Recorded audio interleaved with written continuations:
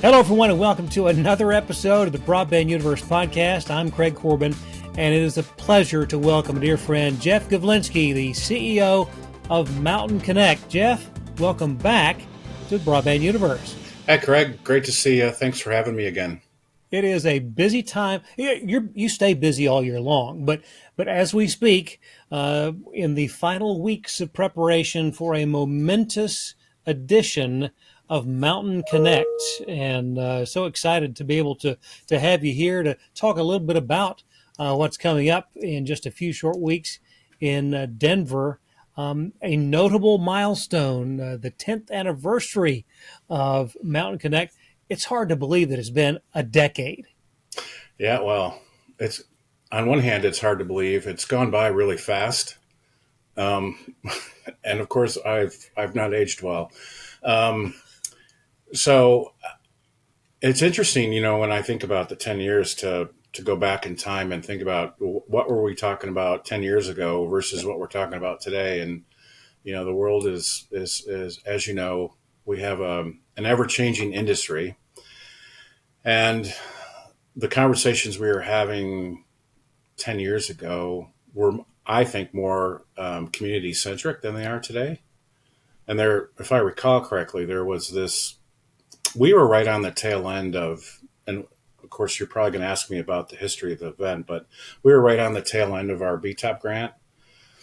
So the dialogue was even more shaped by what was going on in the state of Colorado at the time for that BTOP grant. So, but if you look back at fun things like what was the national broadband definition back then, and how has that sort of changed over time, and that also had a big influence on content as well, as you might guess.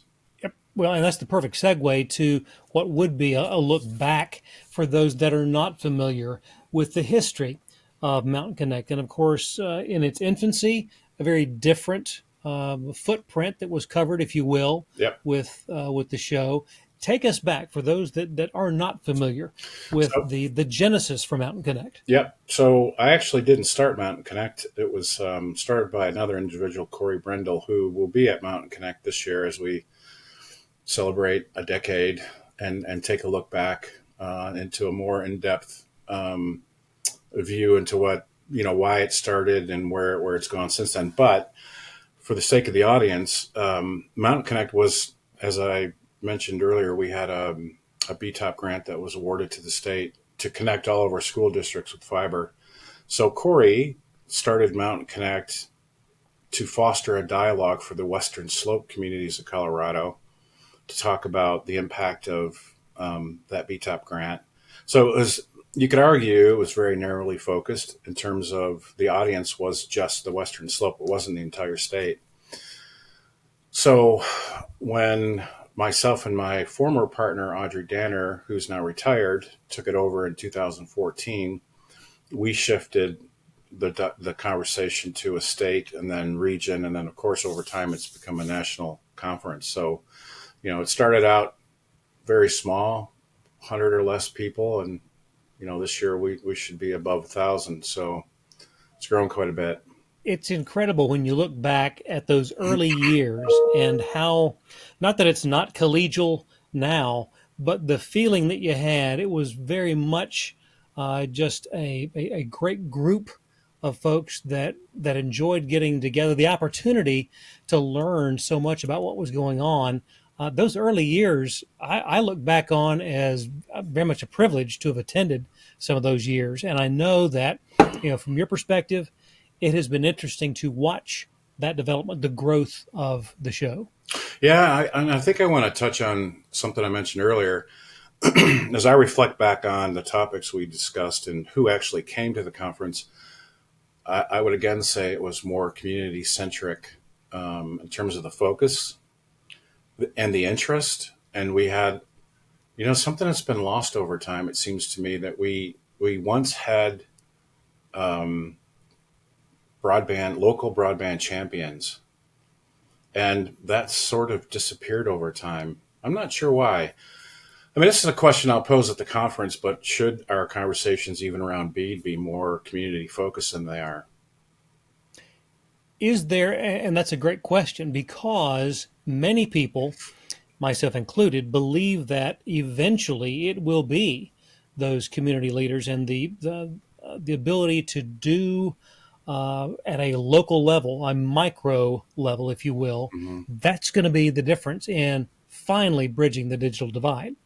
Yeah, I know myself, being here for through that process. I know that we had a regional community down in the southwest part of the state where I used to live, and that initiative was a combination of multiple communities within our economic development footprint coming together on a monthly basis to talk about how we could use broadband to uplift our regional communities as a whole, right? And I just don't see I don't see those kind of conversations today, and I think they're really important because at the end of the day, the ones who stand to gain the most from this are obviously the people who are connected, but it's the communities, the impact to the communities that surround the BEAD appropriated areas that we're going to build through this initiative. They stand to gain the most.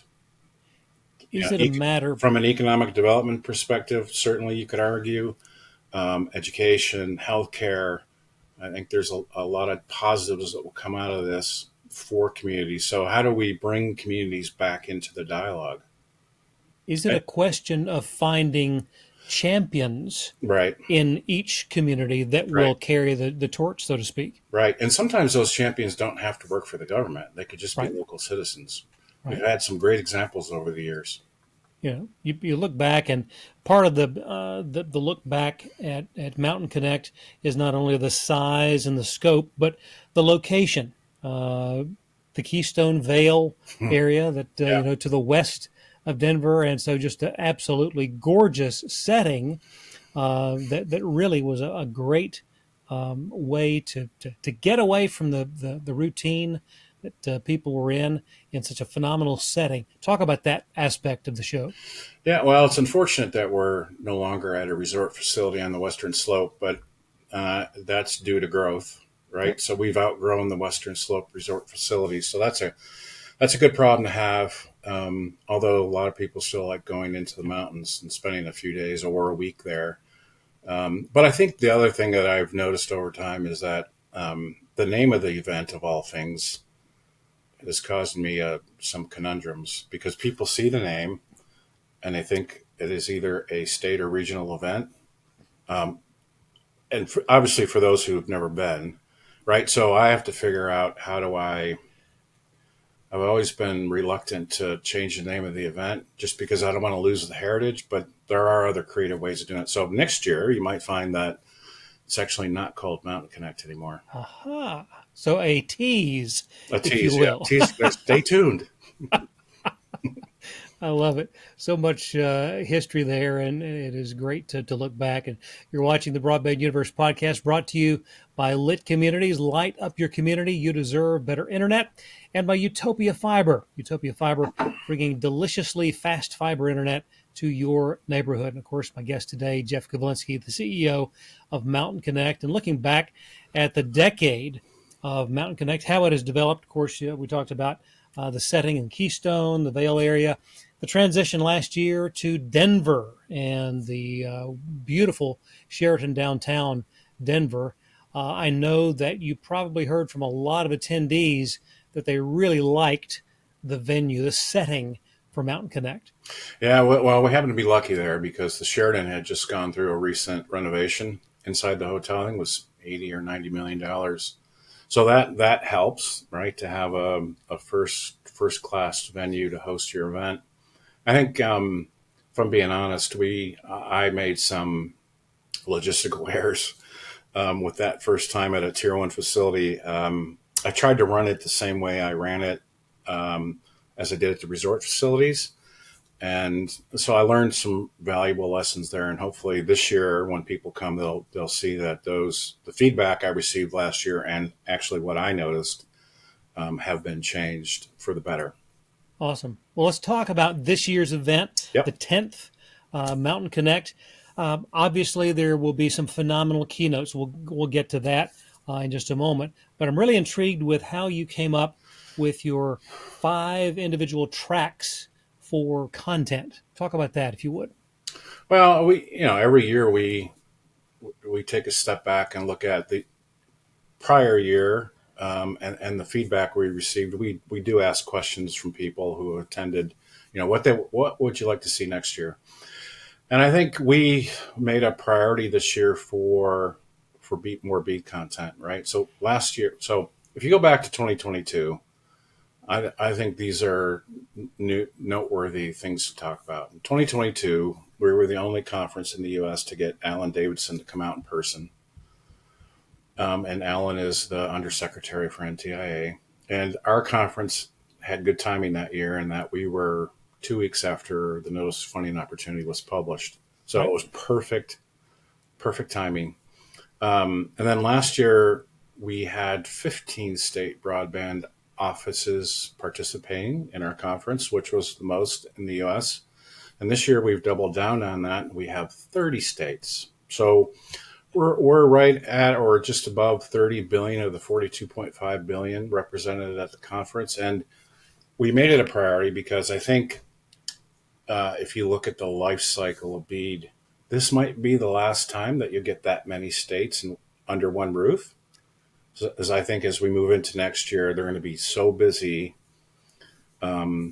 managing their BEAD programs within their states, they're not going to have time to go to events like this. So Yep. it's a really good opportunity for people to get in front of and listen to and learn from these state broadband offices.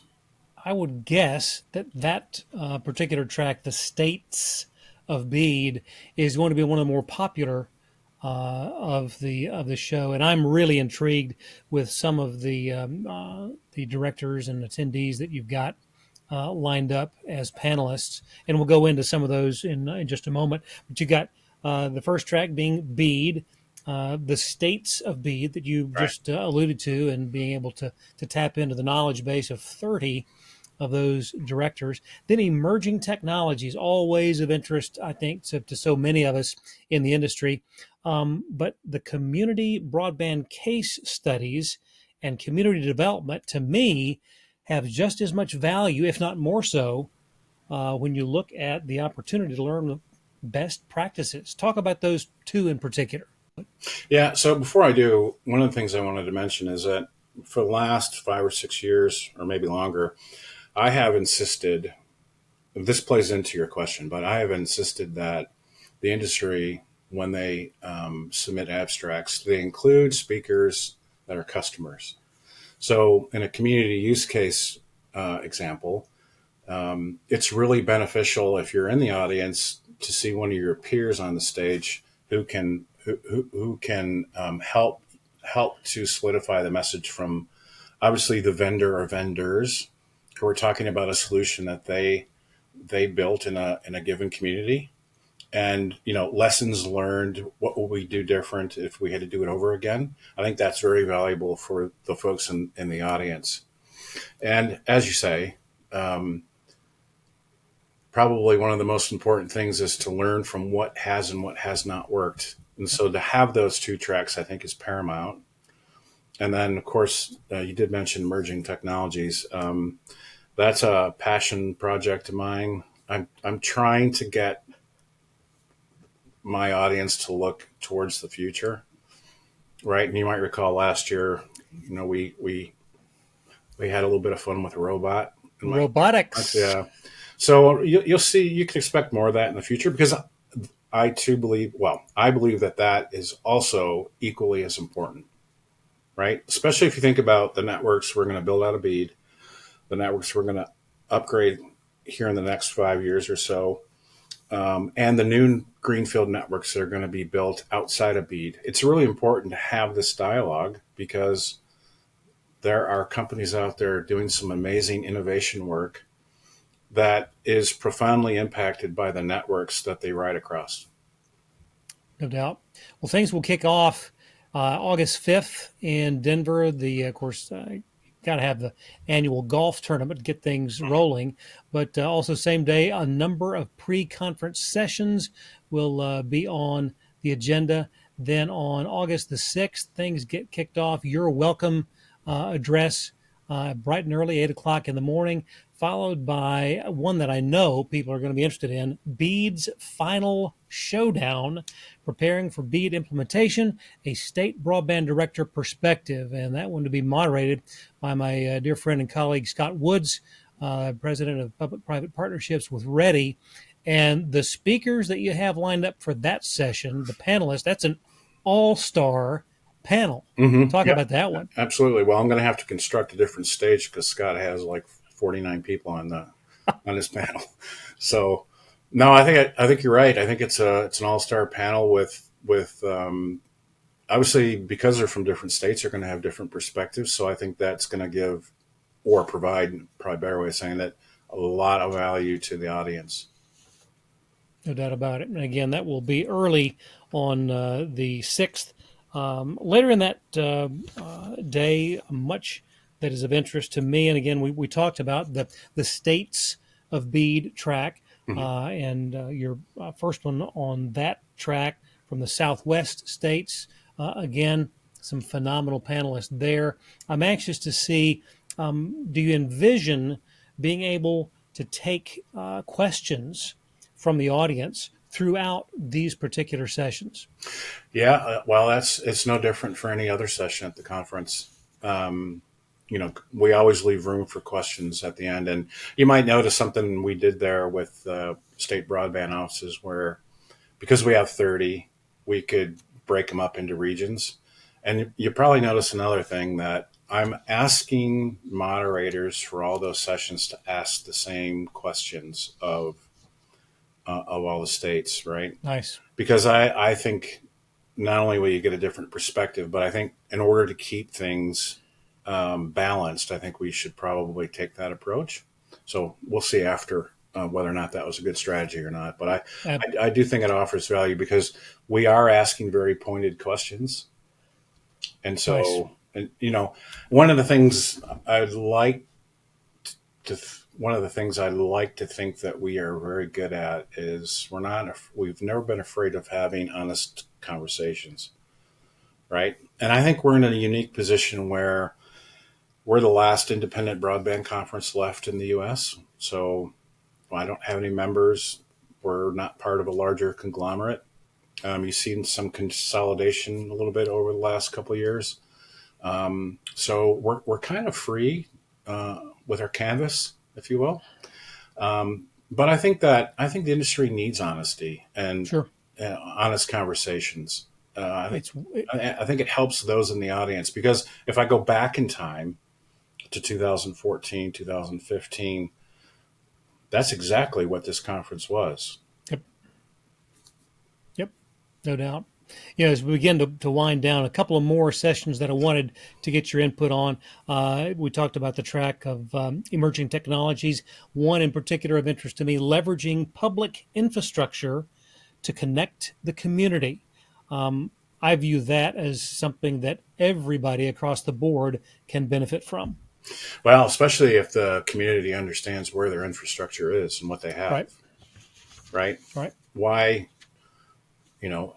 rebuild the wheel if the wheel exists? Especially if you know where the wheel is. Exactly.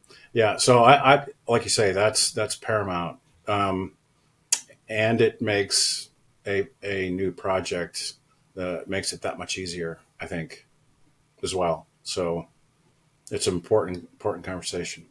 No doubt. And then the last one that I had noted in the community development track, over the river and railroad we go, fiber versus laser and challenging deployments. And boy, you talk about infrastructure, having to deal with getting rights of way, dealing with railroads in particular. That's something that can really delay implementation of projects. I know that's something that's going to be. Yeah, so that's one of my highlight sessions of the show, actually, I highlight that one, or what you have as well, because the technology being discussed there is a bit disruptive, right? Right. Why is it disruptive? Well, it's it's laser technology. It's ground to air, ground over ground laser technology that, in particular, the company that's leading this discussion is actually working with the Department of Defense. So you know that that their technology is rock solid. So it is cheaper to build than fiber, provides more capacity than fiber. So a right now it's being used for backhaul purposes. As I understand it, they're coming out with a pseudo last mile solution at the end of this year. Interesting. But if we just talk about backhaul for a second, they can push 12 terabits. Wow. It's more secure than fiber. So the fiber folks in the industry probably don't want to hear that necessarily. Obviously, you don't have to deal with frequency issues like you do with wireless technologies, and the cost to maintain is cheaper as well. So it is disruptive. It has a lot of different use cases, and I think you just pointed to a couple, right? If you want to cross a bridge, Yep. cross a body of water, go from island to island, cross railroad tracks, etc. Right? And in some rural, remote parts, you could argue that it could be utilized there as well instead of doing a licensed fixed wireless backhaul connection, potentially, right? So there are a lot of different use cases, and of course, it's because it's ground to air, it's being used in the satellite industry as well, and even Very from intriguing. satellite to satellite, by the way. So, anyways, I'm really excited about that session. And then the other one I would say is we have great keynotes. I can't announce one just yet, as you know, but I'll point to another one, or two more. One is the Wednesday lunchtime keynote, which is about internet exchange facilities, which I think is a really important conversation that we should be having more of in this industry and why they play such a critical role. And then the last one is, because I have the freedom to do this, I am dusting off the cobwebs and bringing back the fiber versus wireless debate Lovely. to conclude the show. So End with a bang. it should be a lively discussion, and obviously well behaved. But I think it's a conversation that people are interested in. And Sure. as an industry, we should provide an equitable platform for all technologies delivering broadband because they all have a role to play, and they're all Sure. relevant until they're not. Exactly. Well, So, and what a phenomenal forum to be able to explore these and so many more topics. Can't thank you enough for what you've invested in this effort for the last decade. It has benefited so many people, so many communities, so many organizations, and that will only continue as we look to the future. And final question for you, Jeff, as we wrap up. This marks the decade, first decade of Mountain Connect. Take out the crystal ball. What do you see down the road for this show? well, I think you've, because you and I have known each other a long time, you probably see some foundational building of this starting a few years back. And I'm really looking to pivot to where I think the industry is going. And that, again, I'll point back to the emerging technologies area. I think where the biggest impact is going to be felt in this industry in the next 5 to 10 years is going to be in the emerging technology applications that'll be delivered over the top of the networks that we've either built or are building. And, he or she who owns the premise owns the industry, or, well, owns the marketplace anyways. And so how do we deliver a um, a ubiquitous experience inside a premise? It requires a different kind of conversation. It requires relationships to be bridged with the emerging technology innovators, because you'd be surprised they're out there innovating without thinking about the one technology that enables the adoption of what they're building. Right? And that's in this industry. And I don't know that as an industry we're really thinking about the work they're doing and the impact it's having on what we're constructing. So I think over the course of the next, especially when B closes, I do think there'll be other funding rounds after B, but that's a different conversation. Indeed. But I do think that's where our industry goes next. Awesome. Well, it's going to be an interesting ride, and so glad to be able to know that Mountain Connect is such a vital part of that conversation, and looking forward to seeing you and everyone in just a few short weeks in Denver. For those that haven't registered, there is still time. There is. How best to find out how to do that? So go to mountainconnect.org, and right at the very top of our homepage on the right-hand side is a green register button. Just click on that, and away you go. Awesome. Jeff, thank you so much. No, I look forward to seeing you. Thank you so much for your time, and I hope we get a chance to catch up. Absolutely. And on behalf of Jeff, thanks for letting us be a part of your day. We'll see you next time right here on the Broadband Universe. So long, everyone.